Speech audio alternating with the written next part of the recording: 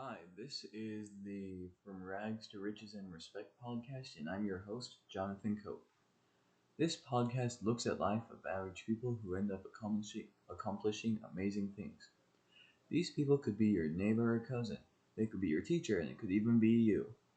Tune in each week as we examine the life of a new person who has shown us that anyone can climb to the top with enough work, fortune, and grit. Good fortune and grit.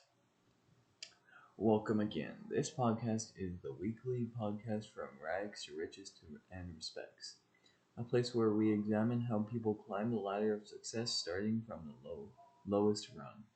Today's guest begins his early life as an orphan and ended it as a legend. He had so many things working against him, yet he always seemed to come out on top. I look forward to diving into his life, what helped him succeed, and what the driving force behind his success is. Joining me today is Alexander Hamilton. Now, Alexander Hamilton, how does an immigrant with no name, no money, and no connections end up being George Washington's right hand man? That's a great question. But first off, thank you so much for having me on your podcast. I love listening every week, learning about different people who've just made a success in their lives. So, great podcast. Thanks for having me on. Well, thanks for coming over. Absolutely. Absolutely. I kept hoping, like, maybe someday I can make it on that podcast. I was so grateful when I got that call. So, fantastic. Great to be here. So, on to your question, I my early life started off when my birth started off in the West Indies, and I had my mom there, but she got sick and died. I went and lived with some family, and they passed away, and I literally was kind of on my own working for a shipping company and at a really young age, just trying to make things work. I knew from a young age I'd love to read. I'd love to learn everything I could find. I'd read and I would learn everything I could. And I even started to write a little bit when I was over there in the West Indies. And I would get stuff published in the paper, but I would do it under a pseudonym. And people kind of wondered, like, who is this person? And it was kind of a joy to watch that kind of unfold. And so people found out who I was, and I got a sponsor to just saying, hey, we want you to come over to America, and we'll pay for you to go to King's College. And so I headed over there. Things didn't work out quite like I thought they would work out, but they obviously worked out. I ended up becoming and joining the revolution, and just with hard work and learning everything I could, and then obviously a little bit of luck, ended up that I caught George Washington's eye, and he really liked the stuff that I was doing and writing, and I ended up working with him through the Revolutionary War, and ultimately when he became president, Treasury Secretary, and working directly with him. So anyway, there's kind of a brief summary of how it happened. Wow. You started with nothing and worked your whole life to get that. You bet. You bet. A lot of hard work, but it's worth it. Now, when you boarded the ship to America, did you have a plan?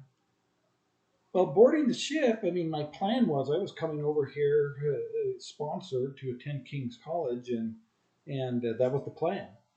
It didn't quite go as planned. The revolution really was calling for me, and I really wanted to be a part of it. And I also kind of had some run-in with some administrations at King's College, and that didn't help my situation at all with them. Uh, but so yes, I did have a plan. No, it didn't work out at all like I had planned, but it worked out. So you had to ditch your original plan to join the revolution. Yeah, but the revolution, I mean, that was my priority once I got here. It really, really became my main focus once I arrived here. Uh, so, so yeah, things change, and you just kind of go with it and make it work, and I did. Hmm. Now, compared to your family life in America, how was your family life in the West Indies? Well, West Indies was complicated. My mom was sick all the time. Died when I was young. I had a I ended up living with some family, and that didn't wasn't a great situation, and they ended up dying. Uh, so really over there, my family life was complicated and difficult and messy. When I came to the United States, I had no family. I had nobody, and I had to work, uh, get to know people. They kind of became my family, but ultimately I ended up marrying, and I married into the Steiner family, great family, and I kind of started to understand what a family should look like, and we I created my own family here with my in-laws and children and wife, and of course we branched out. So many good people that helped mentor and help me. I definitely would consider them part of the family too. But just a lot of good people, and just kind of developed it over here. So went from a mess and almost non-existent in the West Indies to a lot of good family and close relations in America. Mhm. So you had no one to take care of you when you were young? Not really. I was pretty much on my own, working from when I was young, very young, and just self educating myself with whatever books I could find. Mm. What would you say about what's your highest point in your career? Oh, if I could pick high points in my career, I don't think I could come up with just one. Uh, I would probably say three different things in my life. One would be being able to be there at New York uh, for the surrender of the English in the Revolutionary War. That was just an incredible opportunity and something that I had wanted to be a part of from the time I got to America. And so to be a part of that was just amazing. Uh, then I would say being a part of the Federalist Papers, to be able to write them and help defend the Constitution, and help people understand why we needed the Constitution and what it would do for the country. That was a really good opportunity. And last, I would probably say the opportunity to be the first Treasury Secretary of the United States, and just to be able to lay that foundation for America to become, I mean, literally the most powerful nation in the world. Those three, which one would be your favorite? Oh boy, I don't know if I had to pick a favorite. I'd probably say going into New York uh, uh, at the Revolutionary War and the surrender of the English. That was pretty fantastic. Now, you died in a duel, losing all of that, like your political career, your Yeah. family connections. Do you have any regrets?